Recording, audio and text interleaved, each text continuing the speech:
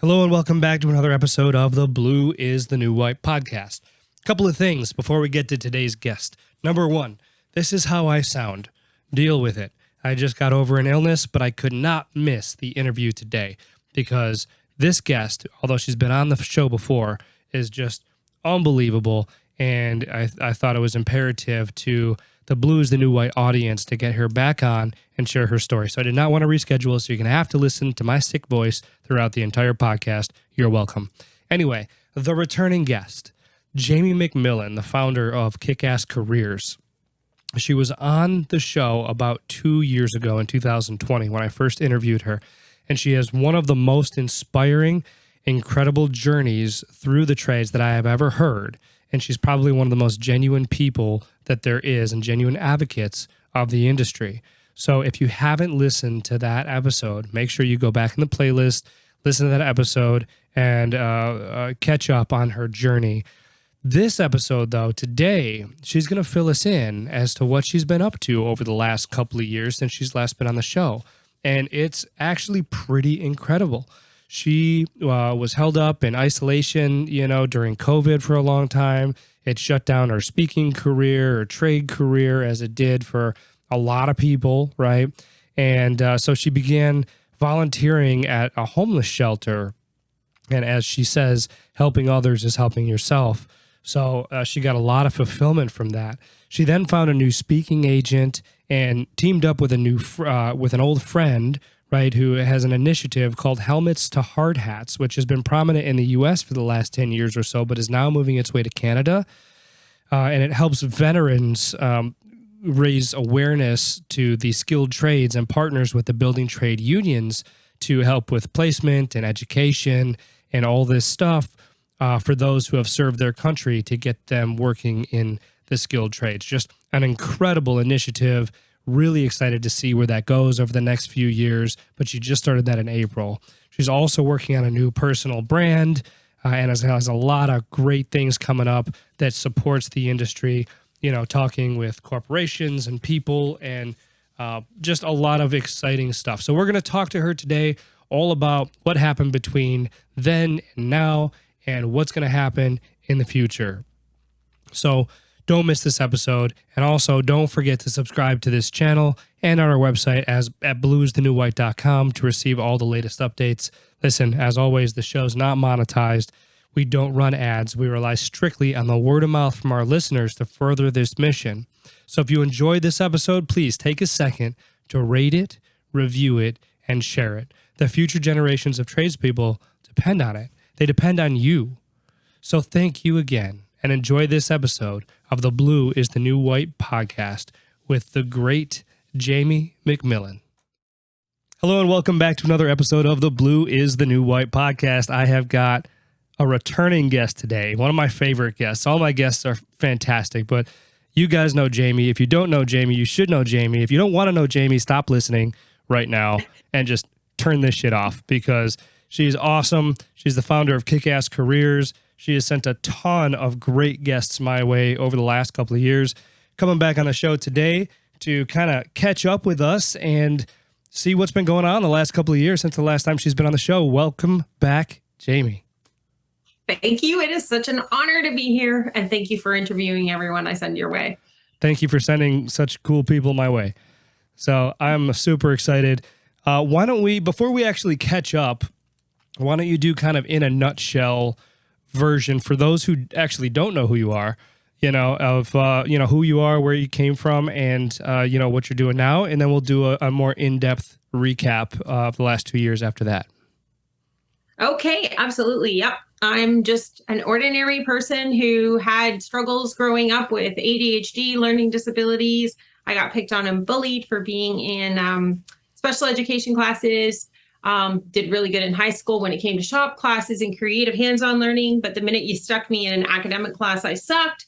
So I started to hang out with the bad crowd, which was actually just the bored crowd that didn't know that skilled trades was a great option for future career choices, and eventually dropped out of high school, went on a convoluted pathway until somebody told me about skilled trades and apprenticeship, and it saved my life.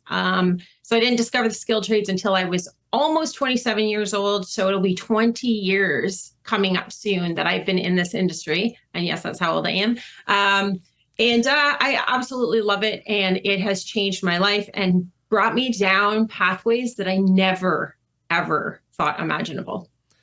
That is unbelievable, and I can't believe you fit that in a nutshell. So if you want to hear the expanded version of what Jamie just said, go back and listen to the episode that we recorded about 2 years ago on this channel, and she breaks down her entire journey from start to finish, and it's probably one of the most inspiring stories that I've ever heard in the skilled trades, and just really, really incredible. So make sure you check that out if you haven't already.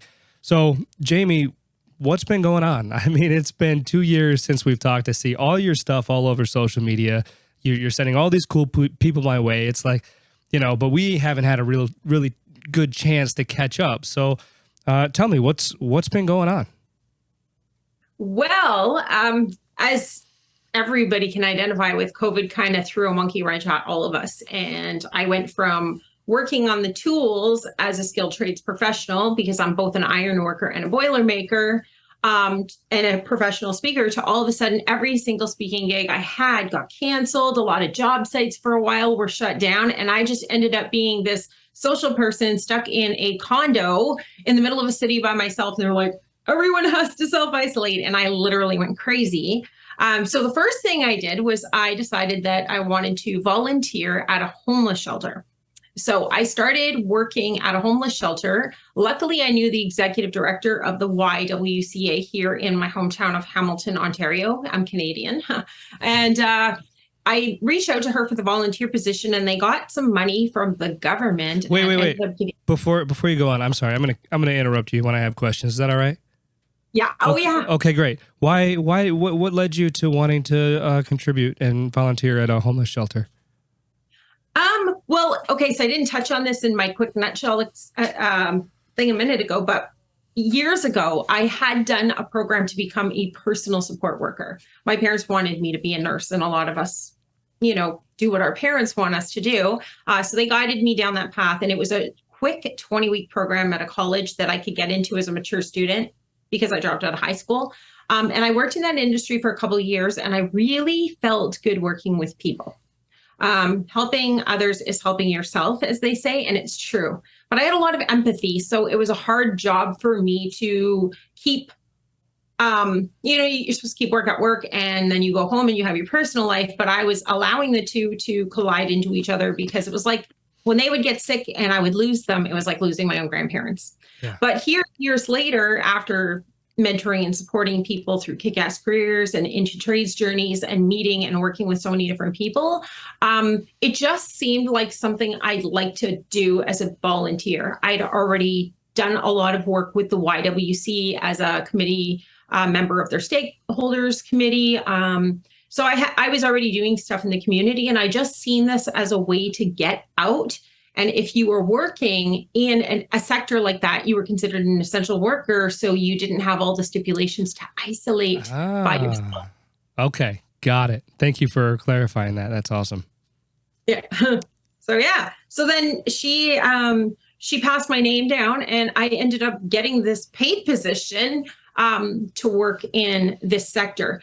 But what I recognized, and this is kind of the sad thing, and I wrote an article about it, is that when I started working in that sector, I really quickly recognized that all of these people that worked in social work and drug and alcohol counselors, and these people that worked in this shelter, and then there was a transitional living home right next to it, and all these workers had college and university degrees. They were in serious debt, and they got paid so little. And I started thinking, holy crap, like we as construction workers get paid a sick amount of money to build infrastructure. And yet these people are building people, and they got less than half of what I got, excluding pension, benefits, all of those things. So it really gave me a heart for those people to speak on their behalf too, and say, we need to pay these people that build people a lot more money. Wow. Interesting. Okay. And well, and how did that turn out? Oh, it's been an amazing experience. In fact, I still work on call there. Oh, Um, cool. I'm so busy now, but I met some really extraordinary people while I was there. Not only have the staff become some of my best and dearest friends over the past couple of years, they've also helped me through some of my own stuff because we all suffer with mental health issues. And of course, if you have mental health issues, why not talk to the people that you work with in mental health? So they helped a lot. But some of the people that I met that lived on the streets, oh my gosh, they were some of the most amazing people I ever met. In fact, over my time working there, I met 6 different women that came from a skilled trades background, and for one reason or another ended up in a position where they were homeless. And now Whoa. they were coming, right? And they were coming to this shelter.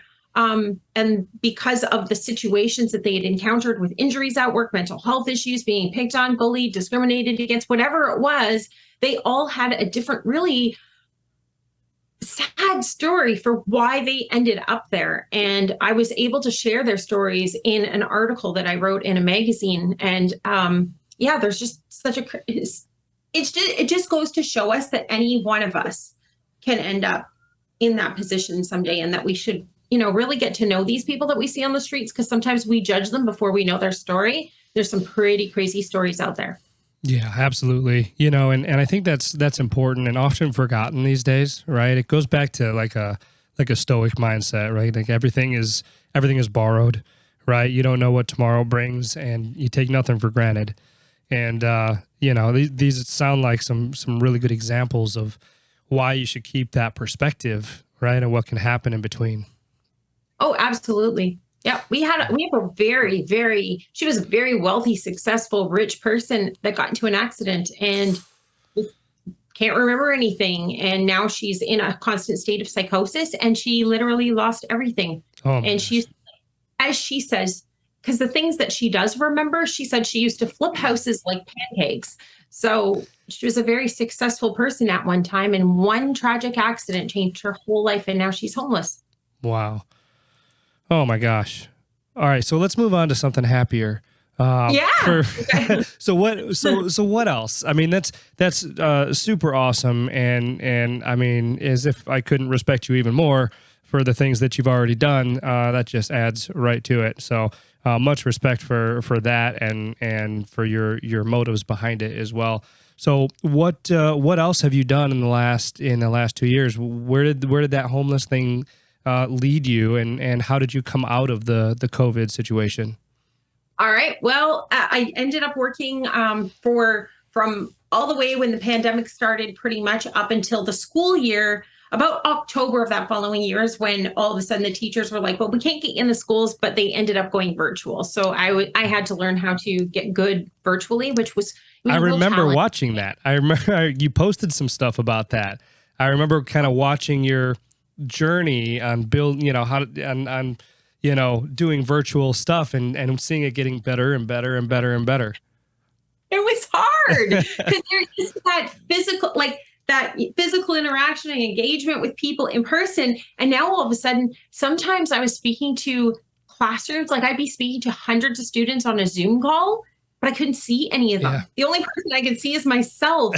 So I felt like I was like practicing in a mirror or something. But it got better and better. And I took, as I do in my professional speaking, I took as much feedback as I could from the students who told me how to present online. So I got better and better at it. And then now things are opening back up. So that was a big learning curve. And I'm so happy that I got that experience, because it's looking like people are going to go virtual more and more often. Yeah.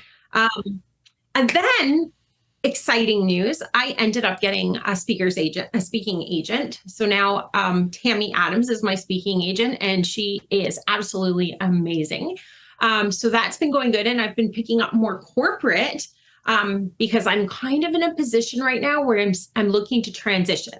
So as much as I love Kickass Careers, I founded it, I started it, I built it up. I have a really good representation of speakers and panelists and people who want to motivate the next generation. And I know, Josh, you've interviewed so many of them and given them such great exposure.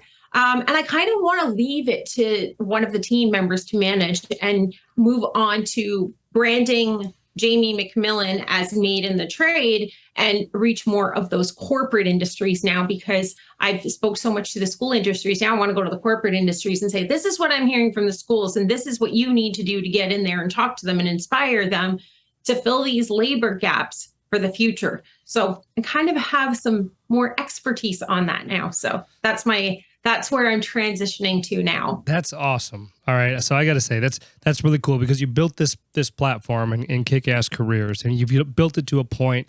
Essentially what you're saying is where it's self-sustainable. It doesn't need you to operate anymore. So you've left this trail of do-goodery, and you've kind of built that to function on its own, which is awesome. And now you're moving on to the other part of it. So you're kind of like leaving this wake behind you of, change in the skilled trades, which is awesome. And I know you're not done yet, which is, we'll get to that part of the story.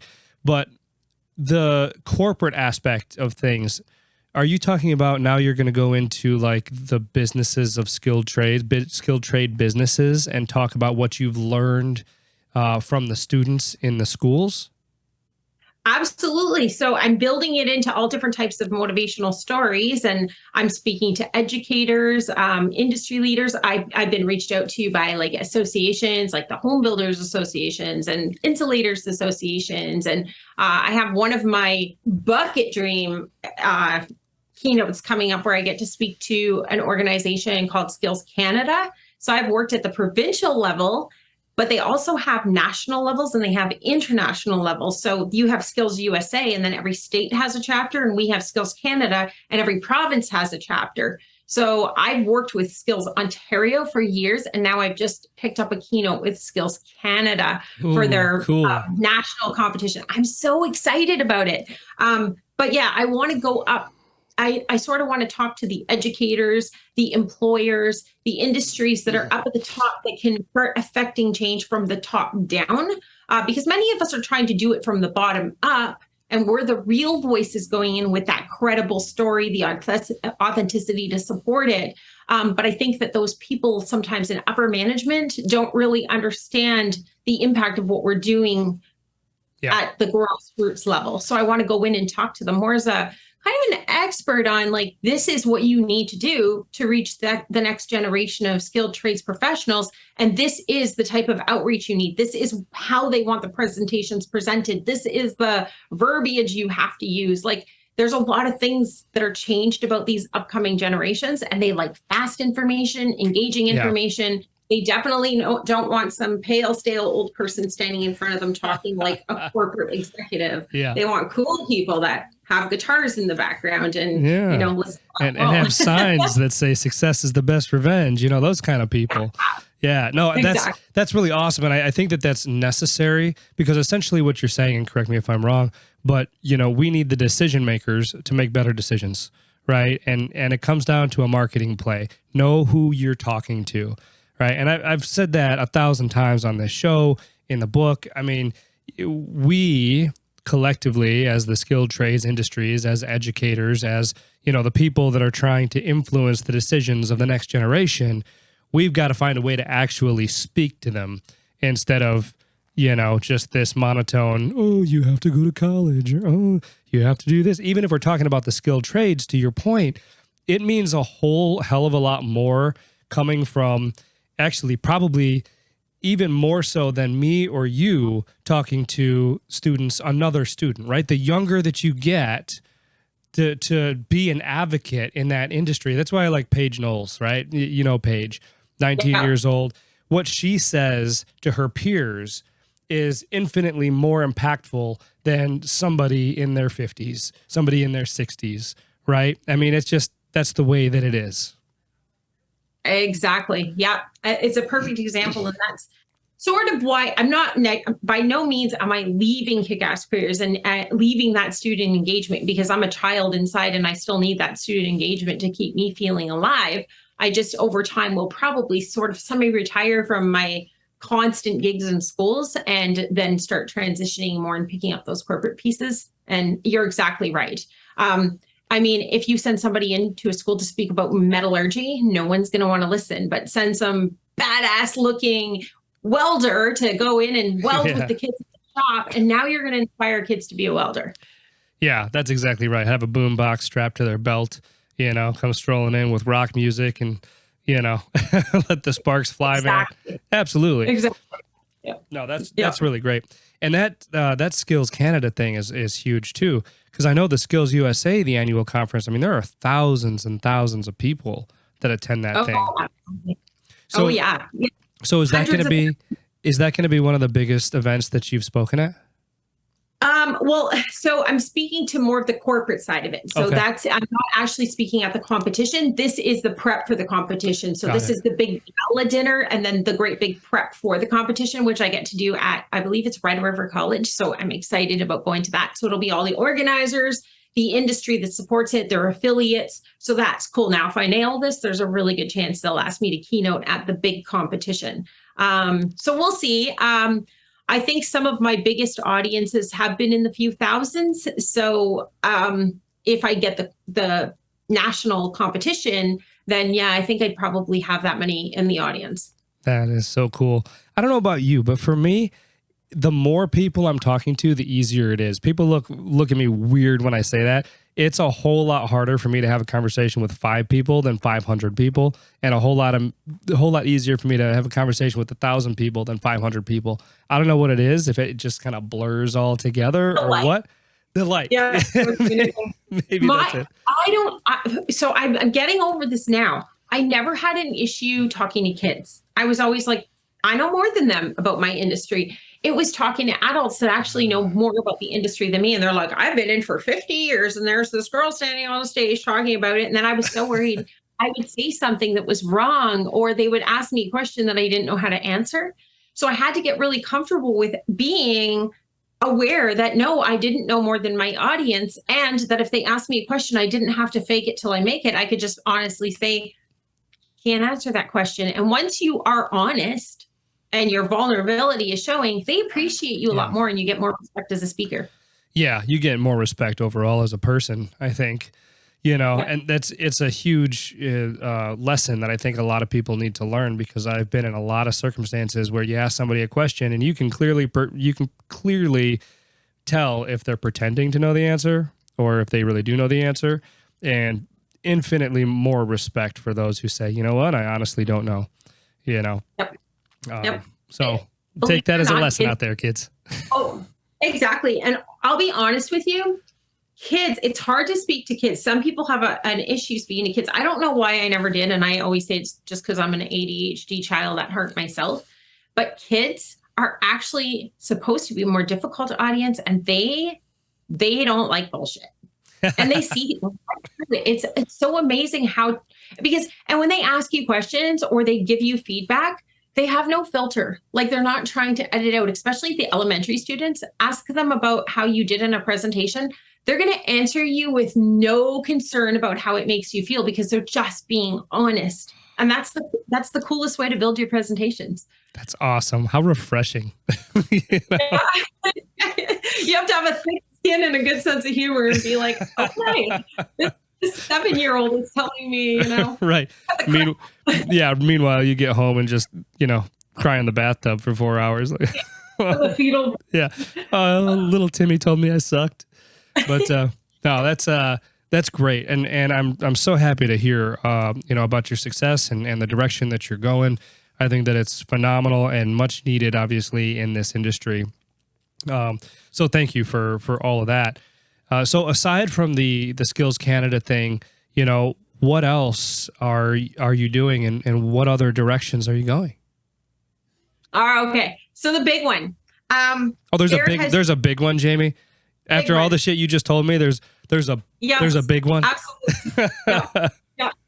So, throughout my entire time promoting skilled trades, I've always had this cheering voice in the background, this man who has always supported me behind the scenes, even at times when I have been so down and wanting to give up. And it's been interesting because this man always seems to pop up into my life when I'm ready to give up. I'll get like an email or a phone call from him. So his name is Joe Maloney, and he started out as a Boilermaker. And he ended up climbing up through the ranks of the Boilermakers from the tools to positions in the Union Hall, and eventually ended up working for the International. And he's just very, very passionate about underrepresented people, getting underrepresented people in the industry. And he started to recognize that there was a real need to promote skilled trades to veterans. So he ended up going down to the USA for 10 years, and he started an organization down in the USA through the AFL-CIO, I believe it was, called Helmets to Hardhats. And the whole part of Helmets to Hardhats was to go and help people who are currently in the military and looking to transitioning members or veterans of the military that are transitioning back to civilian life, and help them find really outstanding, sustainable second careers. Now, these people don't always have the experience to transition back into civilian careers because all of their training has been focused on military. And it's very different when they come back out. So when they come back out, getting into programs that they can do apprenticeships and take that experience from the military and use it as transferable skills back into the workforce, it just seems to be a good fit. And not only do they get to come out, and if they decide to do an apprenticeship, they get paid in an earn while you learn opportunity. It helps them because when they are in the military, everything is really provided for them. They get their accommodations, they get their travel, and now all of a sudden they're on their own. So he started this organization, and it went so well in the United States that he eventually handed it off. And now he came back to Canada, and he started it here in Canada as H2H Canada. And he's been running now for 10 years. We just had the 10-year gala, but I got a phone call from him earlier this year. And he said, Jamie, we have all veterans on our team except for him. He's the only one that isn't a veteran from the armed forces, but he's so passionate about it. So he contacted me and he said, all the work that you do, I would love to invite you to be part of this team. We're working on expanding and raising awareness to women and LGBTQ communities. And I know you work in the schools. We want to attract reservists and cadets and their families. Would you be interested? And he pretty much gave me 45 minutes to make the decision. And of course, he's always been a cheerleader. He's always been there to kick my ass when I fall down, and I could not say no to Joe. And now I am one of the team members for Helmets to Hardhats Canada.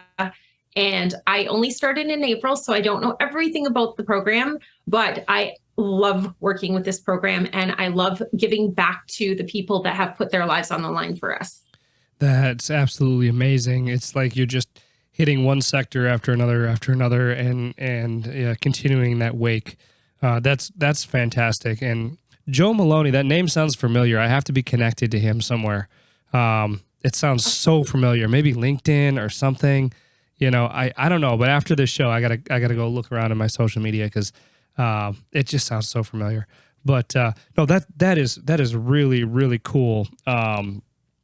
And I'm much needed. So what are some of the services, if you know yet, that you're offering like these people? Is it consultation? Is it placement?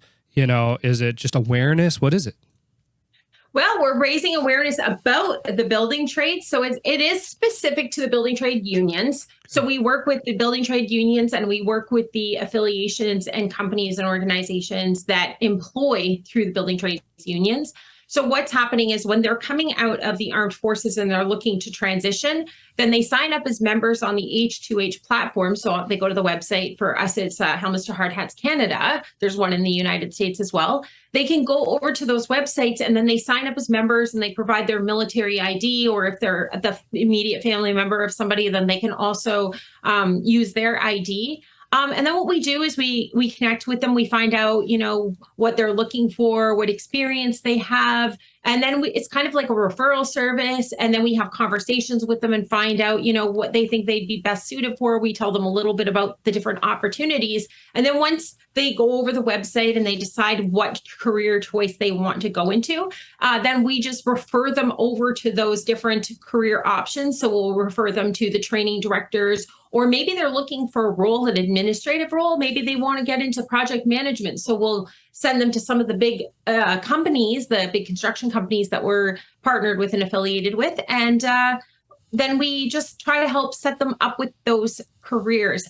And what's really amazing is that all the companies that are working with Helmets to Hard Hats, basically, as soon as those referrals come in, their resumes pop up on the top of the pile. And because they were serving vets for our country or the United States, they don't get missed. That's so they're very, very supportive of our veterans, and that's how they're coming through. And then through the Helmets to Hard Hats program, we also work with some of the different organizations. So we set them up. We'll provide them with working at heights training, WMIS, first aid and CPR, a lot of the certifications that they need. We even have a program where they come in and they get fitted with boots and their first, hard hat and safety glasses, so that they're going out on the job site with the basics that they need for their personal protective equipment. Wow, that is super cool. So, a couple questions on that. Number one, how do you get them to the website? How do you get the word out? I mean, obviously, you're impeccable at that, right? On podcasts and shows and stuff like that. But what other forms of marketing? How do these people know that Helmets to Hard Hats exist? And that's part of our role. So the good thing about the team is we do have a lot of people that were veterans that are on the team now. So they have a lot of connections into the Canadian Armed Forces. We work with Veterans Affairs and the governments. And then what we do is we do a lot of social media. We get invited in to go and talk at SCAN seminars. So when they're looking to transition, there's seminars and stuff that the Armed Forces will put on to help them find career success outside of the armed forces. And there's also college programs and stuff that we work with as well, so that they can transition into some of those college programs to take those management programs or any of the programs that they're interested in. As long as it's within the infrastructure system, then that's where we're at to help them. So other than that, it's a lot of social media and word of mouth. And of course, we attend a lot of events and speak. Sure. No, that's really cool. Are there any plans to expand beyond the building trade unions, or is that like the niche, or is this something that could possibly just get bigger and infiltrate into all different sectors of the skilled trades? I know that right now it's primarily through the building trades. So the Helmets to Hard Hats office is actually in the building trades office for our national building trades in Canada. So they work primarily with the unions, because one of the things they want to make sure of is that when these vets are coming and they're transitioning into these positions, they want to make sure that it's competitive, sustainable wages. They want to make sure that there is great pension and benefit packages put into place. So those are the number one key reasons why they are going through the union. They want them to have that union representation and just that sustainable income and pension and benefits. Very cool. Okay. Awesome. You sound super excited and passionate about this project. Yes, I am. And I get to work with such a wonderful team as well. It's really, it's actually quite an honor to be able to work with a whole team of vets. Oh, I'm sure. I'm sure you do too. I've got the utmost respect for anyone and everyone who's served our countries, and I think this is, I'm a huge advocate for anything that has to do with, veteran affairs and especially placement, knowledge, and support. So really, really great initiative. So where do you see your involvement in this, let's say in a year? Where do you expect to be? So I signed a 2-year contract to start. So they've got me up until 2024. But as I move forward, I've already made it very clear to them that no matter where I go and what I do in life, as long as I am on stage promoting careers in skilled trades, I will be promoting any program that I believe in with the same values, and I will support them forever. So even when my contract is up, there could be the possibility of renewing the contract or renegotiating other ways for me to promote the program, but I will not stop. Of course you won't. Anybody who knows Jamie McMillan knows that she will not stop. This is all I'm dying on. No, that's wonderful. Holy crap. So basically what you're saying is in the last 2 years, you've accomplished more than 90% of people do in an entire life. So Congratulations to See, I that. don't think of it that way. I'm just doing what I do. Of And course you don't, because you're humble as hell, and that's great, and that's awesome. But I mean, to me, to my audience, everybody listening, they know what an impactful person you are to the industry, number one, but number two, and most importantly, to the people in it. So thank you for that, and just wildly remarkable stuff that you're doing. So what else? You said that was the big one. Is there a big one, or is that are we done? Well, the big one is, I guess there's another one. It's just, I guess I've already talked about it a little bit. I am sort of in the transitioning stage with my new agent, and I have a new logo being created and a personal branding website. And thanks to people, and I don't even know if you've interviewed him or talked to him, but thanks to people like, Roger Wakefield. Have you talked to him? He's so cool. I haven't connected with him yet. You introduced us, and I gotta follow back up with him because I love his stuff. He's got such an awesome personality. I need to have him on this show.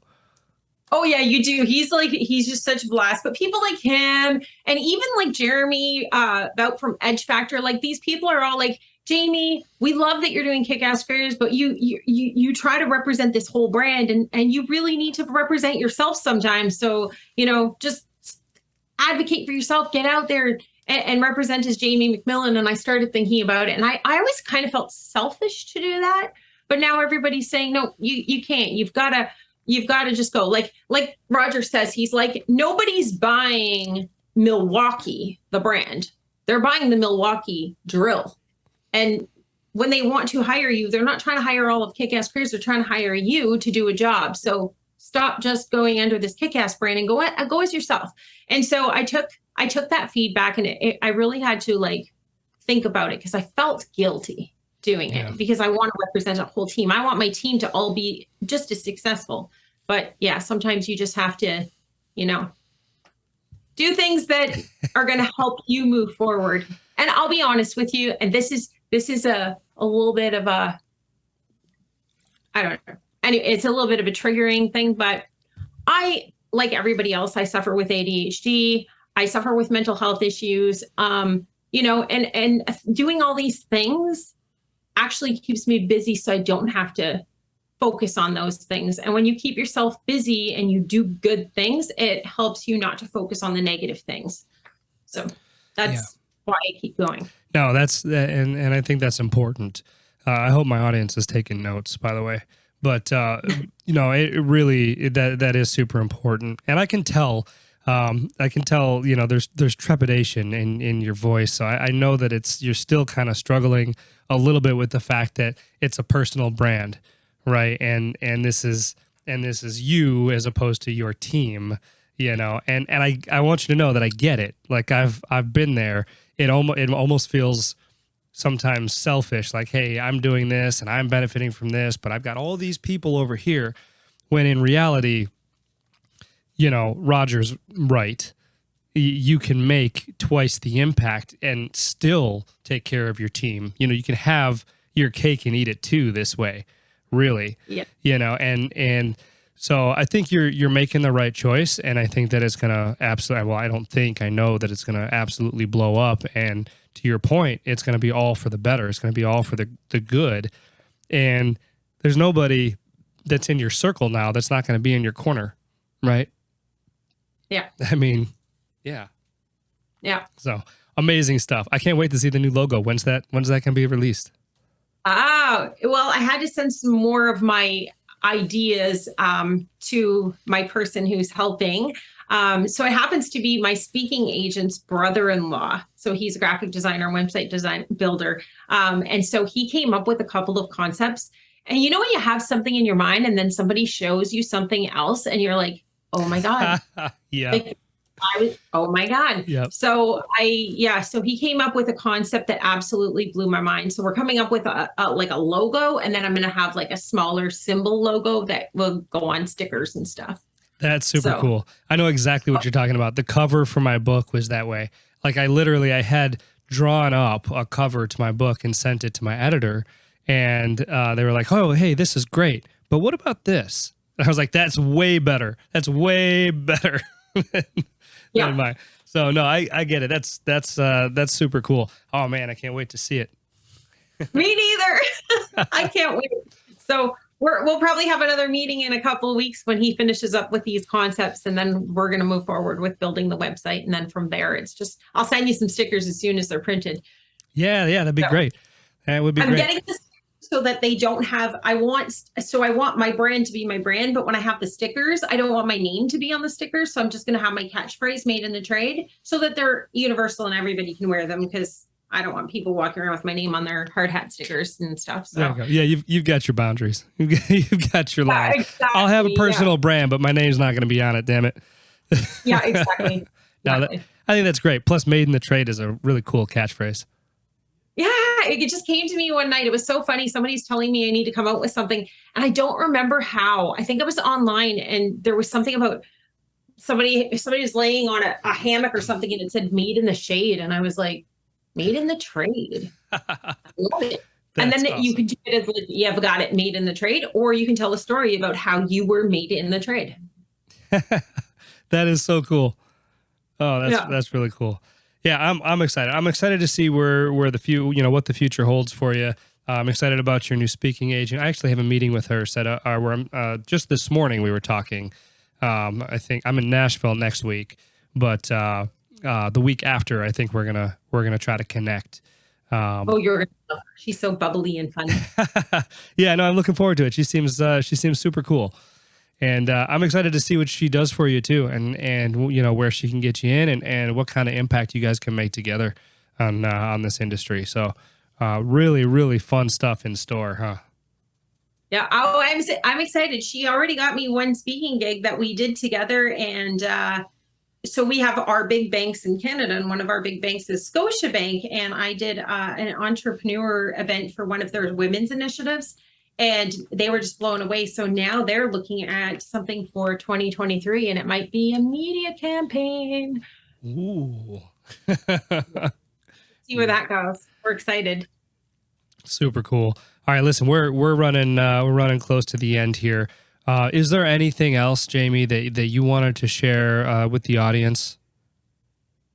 Sure. I will tell you guys that I haven't always had things easy. I've had some pretty big ups and downs, and a lot of it was probably my own responsibility for poor boundaries or different reasons, but at the end of the day, life does knock you down a lot of times. But just like a weightlifter at the gym, when you start doing squats, you might start with a little bit of weight, and every time you stand up, you get stronger and stronger. And that's the same thing in life. Every time you get knocked down, just keep standing up, because trust me, from experience, if I can stand up and get to the success level I'm at now, anybody can. That's it. Very, very well said.